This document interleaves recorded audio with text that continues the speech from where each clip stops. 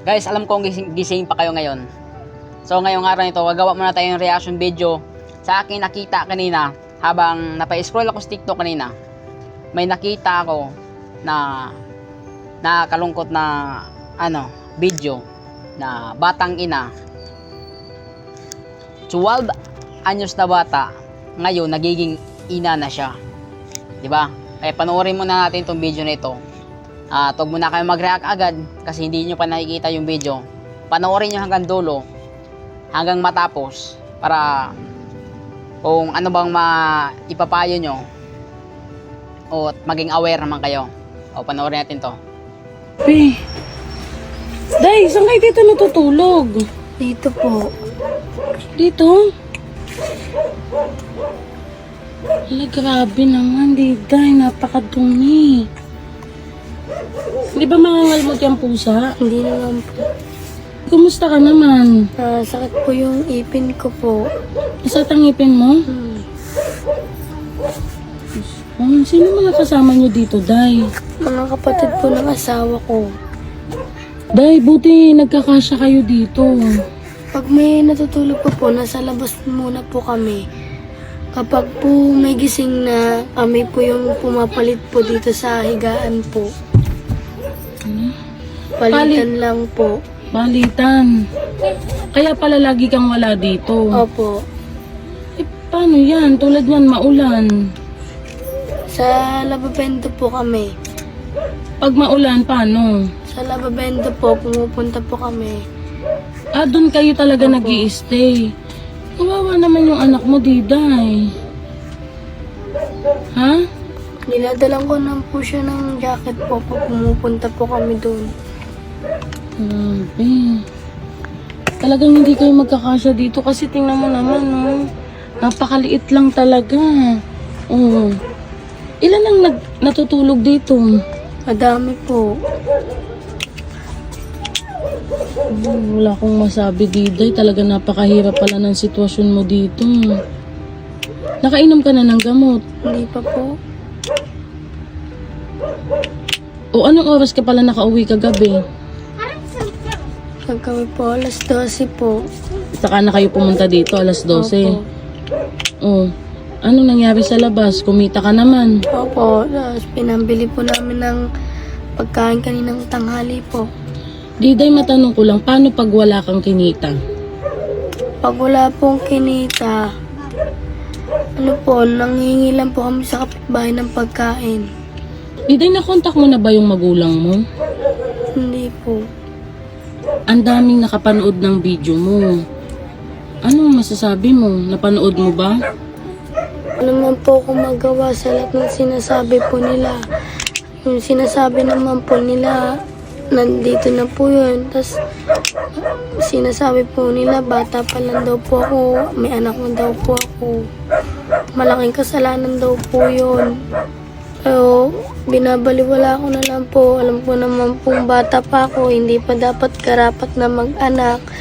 Alam ko naman po na dapat nag-aaral pa po ako. Inisip ko naman po yun. Anong nararamdaman mo? Mahirap po ang buhay. May anak, wala pong trabaho, wala po ipapakain sa anak. Nahirapan po ako.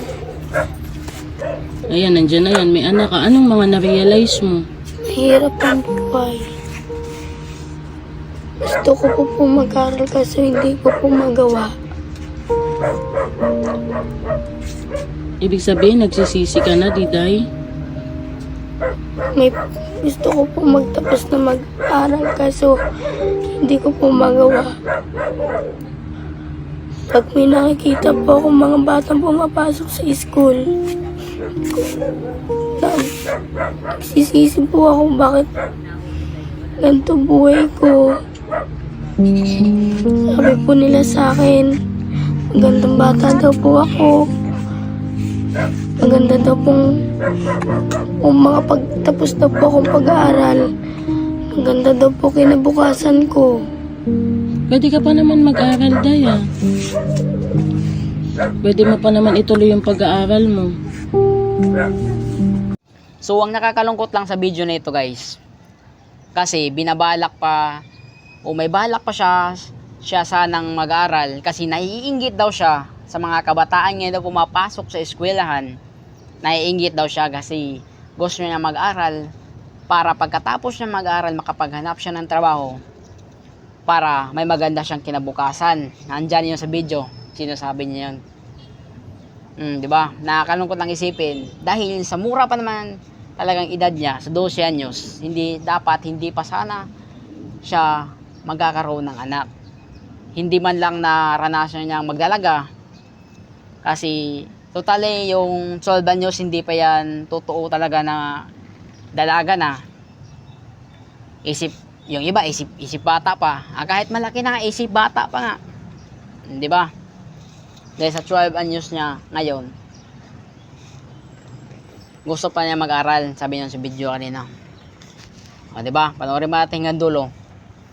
Gustuin ko man po. Paano naman po yung anak ko? Wala pong mag-aalaga. Yung baby mo, walang kasalanan yan sa nagawa mo. Ha? Huwag mong iisipin na kasalanan yung baby mo. Dahil nakikita ko naman kung paano mo din alagaan yung baby mo. Talagang dumidiskarte ka. Pero Diday, dahil nga sabi nila bata ka pa, kaya mo pang mag-aral kapag medyo malaki na yung baby mo. Pero sa ngayon, talagang magtitiis ka muna. Kasi wala nga mag-aalaga sa anak mo.